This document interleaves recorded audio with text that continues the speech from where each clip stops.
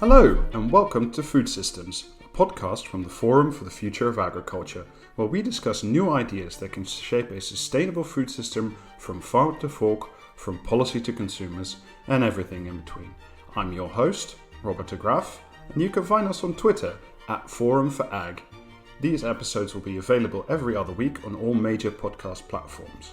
Before we get started, we'd like to say a quick thank you to the FFA founding partners, the European Landowners Organization and Syngenta, as well as the FFA strategic partners, Cargill, the Nature Conservancy, Rabobank, Thought for Food, and the World Wildlife Fund. Please enjoy this episode. Welcome back to the 7th episode of Food Systems. We're joined today by Lawrence Haddad, the Executive Director of the Global Alliance for Improved Nutrition. Before that, he was the Director of the Institute of Development Studies. And together with David Nabarro, he won the 2018 World Food Prize for his work on child and maternal nutrition. Lawrence, thank you so much for joining us this morning. Thank you, Robert. Pleasure to be here. Today we want to talk to you about a new system that you've developed, the Food Systems Dashboard, which you've developed together with the Global Alliance on Nutrition, as well as Jessica Fanzo and her team at Johns Hopkins University. I would urge everybody who's listening to give it a try. It's an online tool to create better food policy. It's a huge visualized data set, huge amount of countries, about 170 indicators, and it seems to identify strengths, weaknesses in the food system and ultimately help create better policy. I wanted to start with why you wrote this. You recently co-wrote a piece with Agnes Kalibata, the Special Envoy for the UN Food Systems Summit, where you claim that the world's data on food systems was ramshackle even before COVID broke out. I wonder if you could expand on that a little bit. Yeah, the data that we all rely on to make policy, evidence-based and data-driven, is you've kind of got to go to 30 or 40 different places, and unless you're a real data expert, you won't know where to look, and you won't know how to put those pieces together, and you won't know which is good quality and which isn't good quality. So we just searched all the different websites we could find.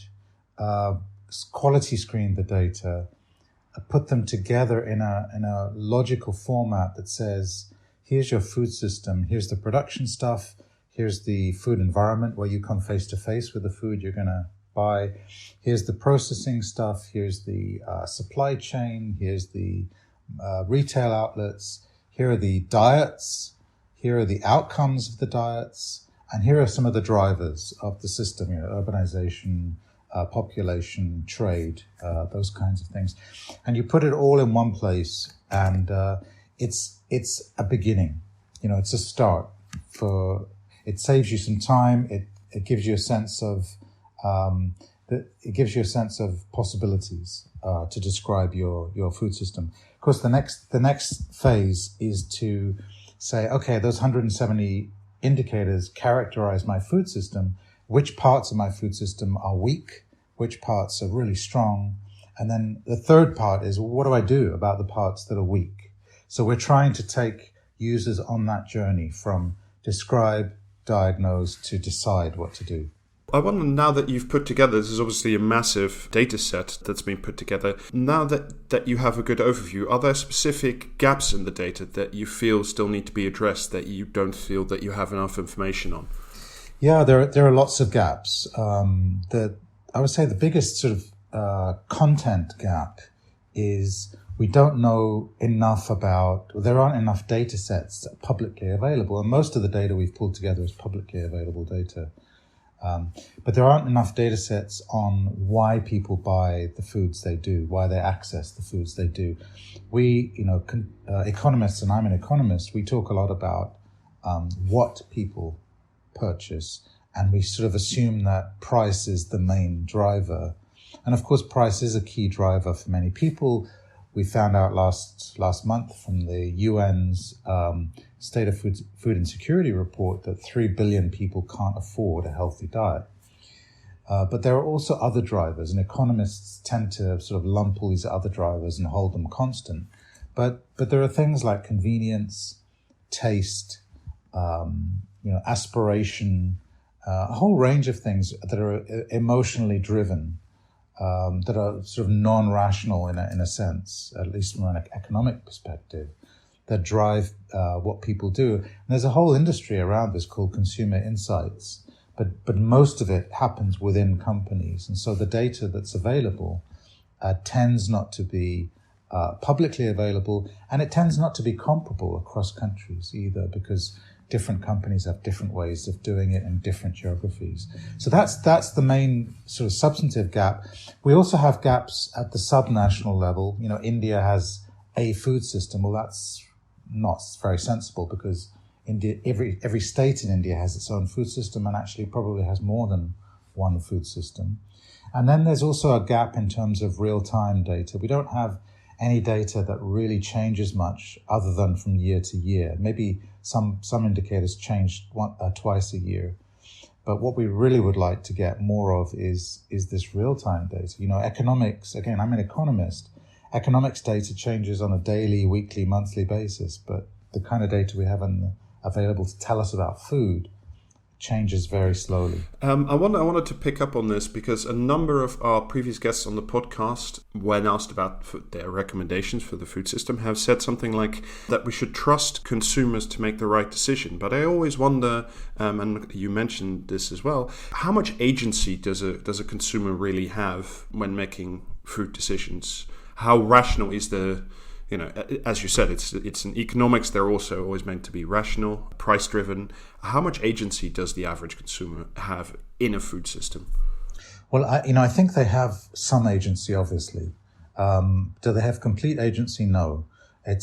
We need to, the food system, and by that I mean governments as well as businesses, need to make it easier for consumers to buy healthier food.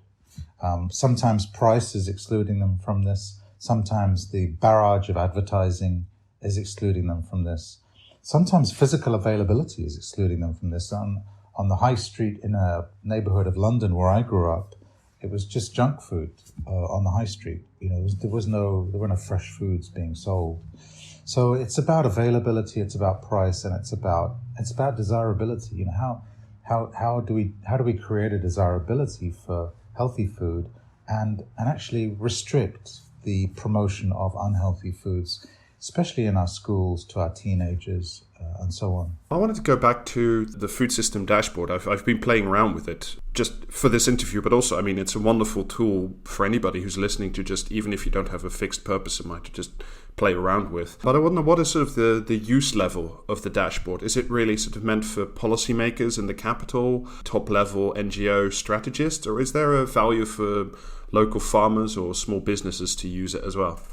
I think at the moment it is mainly for that first group you mentioned, policy analysts, NGO strategists, and actually business strategists too. Give you a couple of examples. If I'm a policymaker in, Uganda and Kenya are neighbors, and if you look at the deaths between the ages of 30 and 70, the percentage of deaths that are related to coronary heart disease, diabetes, hypertension, heart disease, it's much higher in Uganda than it is in Kenya. It's about twice. It's about 22% compared to 13% of all deaths from that. And so, that we know that those kinds of deaths are strongly related to diet, and they're strongly related to things like vegetables. So the dashboard will tell that policymaker in Uganda, your prices of vegetables are much higher in Uganda than in Kenya. Your supply of vegetables is much lower in Uganda than in Kenya. Your vegetable loss is higher in Uganda than Kenya. And your productivity of vegetables is much lower in Uganda than in Kenya. So it kind of gives you some clues. Also, it will tell you that you don't have any food-based dietary guidelines in Uganda, but you do in Kenya. And those guidelines are saying in Kenya, eat more vegetables. So you've got some things around vegetables. The demand side is weak in Uganda and the supply side is weak in Uganda. So it gives you clues as to what to do. But for individual farmers and smaller businesses, until we can get it disaggregated down to the district level, the province level, the municipal level, it's not going to be as useful. But the plan is to make it more disaggregated. And I think while more data is obviously welcome, certainly for better decision making, there sort of remains an argument that the problem in terms of food policy isn't always a lack of data, but rather one of opposing economic interests. Farmers will want high prices for his or her wheat or cassava or whatever. Consumers will prefer to pay as little as possible for safe, nutritious food. Does better data help resolve these contradictions? So I'd be the first to say that better data is not the savior. It's not the panacea. It's certainly not sufficient to make good policy. It's some people would argue it's not even necessary. I think you can make good policy in the absence of data, but having the data there is incredibly helpful. And it just makes the whole thing much easier. It can also highlight some of these trade-offs that you mentioned that are undoubtedly there. And it may give you some ideas as to how to square the circle with some of these apparent trade-offs. For example, you said consumers want lower prices and farmers want higher prices. Well, actually, what farmers really want are profits. So if we can lower the prices to consumers, that does mean lower output prices for farmers. But if we can lower the input prices to farmers by the same amount or even more, then their margins go up, their sales of nutritious food go up, and their profits go up, and the consumer also benefits because the price of, say, vegetables or pulses or nuts is lower. And this is the kind of work we do at GAIN. We work with small and medium-sized enterprises that are producing these kinds of foods. And we say to them, if we can help you develop your business plan, if we can get you some finance, you can scale your business. Because you're scaling your business, you can demand input prices. You can demand inputs at lower prices because you're more powerful in the market.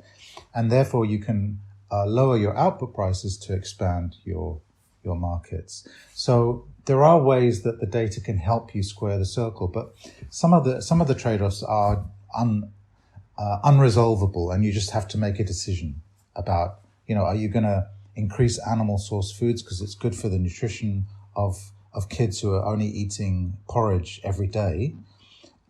If you do that, then you're going to increase greenhouse gases. So where do you as a policymaker and as a politician decide to come down on that? And that's policymakers and politicians' jobs.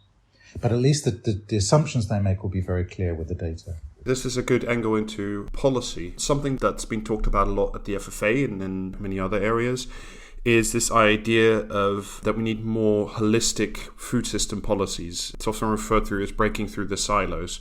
Traditionally, we've had an agriculture ministry, a health ministry, an environment ministry, and other sort of policy areas related to the food system in different buildings, essentially. However, we never had much success in actually doing this breaking through the silos and creating unified food system policies. Why do you think that is? Well, I think the way government departments are organized is very sort of 20th century, and the problems they're not really fit for purpose for the problems we face in the 21st century, because most of the problems we face cut across sectors. They can't be neatly divided. So short of government departments being reorganized around problems rather than sectors, if that's not going to happen, another way to get around that and to promote this kind of collaboration is through national plans of action, national food system plans. There's only one country, Norway, that has a food system action plan. But I think the momentum is very strong now for other countries to develop these kinds of plans that bring 6, 7, 8 ministries together. We know that the negative things that food systems produce are just growing. Bad health is the number one driver bad diets are the number one driver of bad health, much more than any other source of any other driver of bad health. Much worse than bad water, bad sanitation, things like HIV, air pollution, much more important than any of those. So that's just increasing. Greenhouse gas emissions from food systems are increasing. 30% of greenhouse gas emissions come from food systems. So the motivation to bring these departments together and these ministries together is growing. The opportunity to do so is COVID, I think, because COVID shows us how fluid everything is and how interlinked everything is. And it generates a bit of urgency. And if we don't want a food system collapse as the sting in the tail to COVID, the COVID health crisis, then we need to get our food systems together. And that's the motive and the opportunity. And the means to do this is, one of the means is this UN Food Summit coming up next year, which really is breaking the barriers between the sectors. There are 5 action tracks. The action tracks are going to be tightly interwoven. For the first time ever, we're seeing food systems not just in relation to diet quality, not just in relation to greenhouse gases, but, as a link to livelihoods, as a link to resilience, as a link to nature, and as a link to health. And I think this is a very good forcing mechanism. We often say, and I often say, you can't treat these outcomes as divisible. They are indivisible, just like human rights. You can't pick and choose whether you go for civil, political, economic, social, or cultural rights, and you can't really pick and choose these outcomes. And food systems are the unifying thing behind all of these things. So it's a long answer to a difficult question, but I think the motivation to bring these ministries together is strong. The opportunity is here now, and the means are only going to get better and better.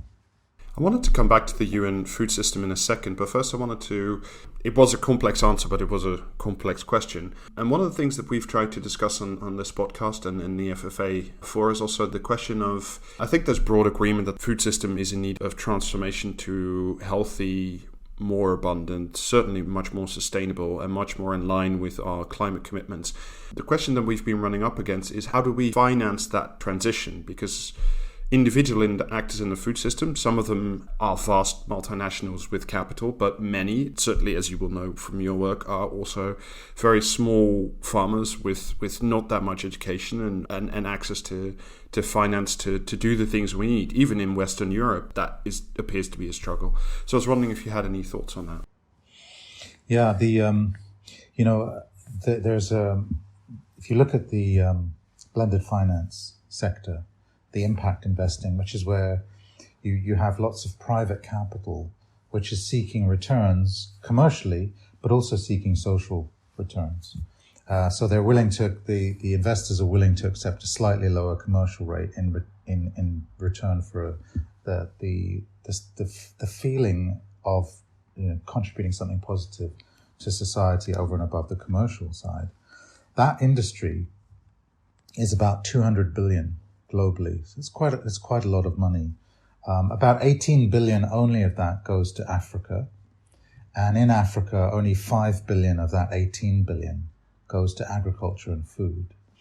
And a very small proportion of that 5 billion goes to small businesses, small farmers, especially in the nutritious food sector. By nutritious food, I mean fruits, vegetables, pulses, nuts, eggs, dairy, fish, and some meats, poultry, for example. So very little of that goes to them. Now, there's 2 reasons for that. One is there are no many of the investors don't know which of the smallholder farmers and the small and medium enterprises are investable. They don't know which ones have good business plans, which ones have good protocols, good financial protocols. They just don't know, and it's too expensive for them to find out. And the other reason is that there aren't enough SMEs and small farmers, smallholders who are investor ready. So it's sort of on the supply side and the demand side, there are gaps. And we at GAIN have developed a prototype fund. It's called the Nutritious Food Financing Facility, N3F. It's a small fund. It's $60 million. It's quite small, but it's going to provide loans to small and medium businesses, including farmers, and it's in 4 countries in Africa, that can show they have a good plan, they're investable, and then we're going to direct funds to them. They have to be producing nutritious food. There has to be a commitment to having an impact on nutrition, positive impact. But we hope that because the whole sector has sort of shied away from that model. We tried to get some of the bigger investors to open up a window like that, and they said, no, it's not going to work. But we think it can work. We've done the maths, we've done the research, we've done the background work. We think it can work, and we're working with an investment fund manager called Incofin, which is a Belgian fund manager, and together we've put together this fund. So if that works, that could be a really good way of rethinking the way we fund small and medium enterprises in the food sector that are trying to do good things for food and good things for diets and good things for climate. So it's a possibility. But more generally, you can do things within the current food system settings. Food system settings means what's the current policy, what's the current financial arrangements, what's the current innovation ecosystem. I'm sorry to use that word for your viewers. But what we really want to do in the summit is actually change those settings, change the policies, change the incentives, change the ease of doing good things for nutrition, health, climate, nature.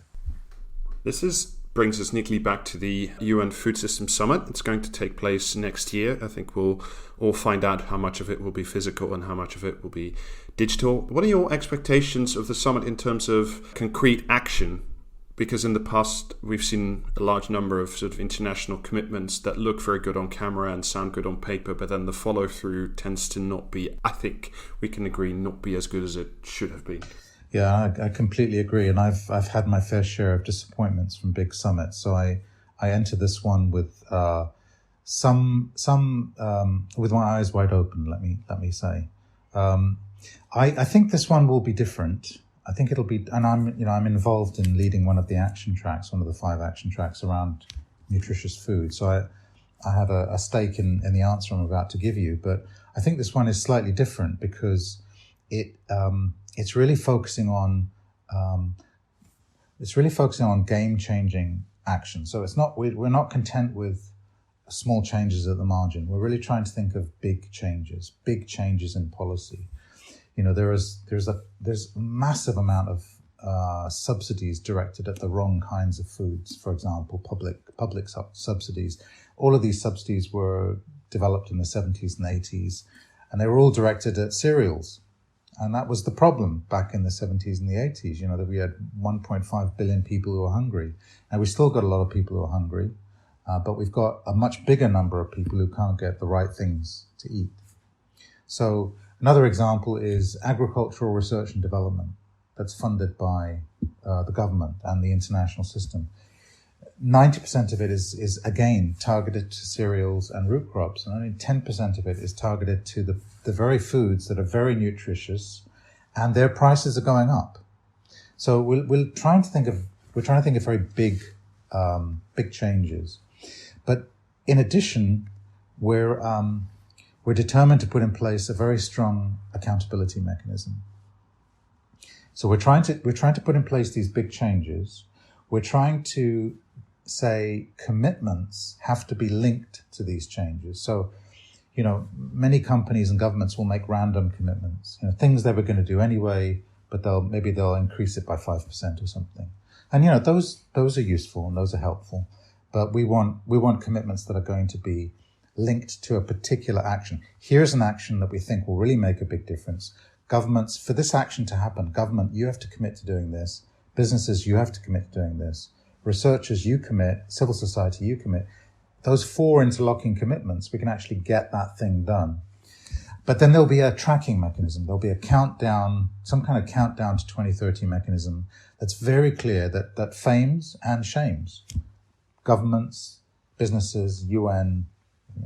You said you were going to do this. You did it. Fantastic. Do some more. You said you were going to do this. You didn't do it. How come? What can we do to help?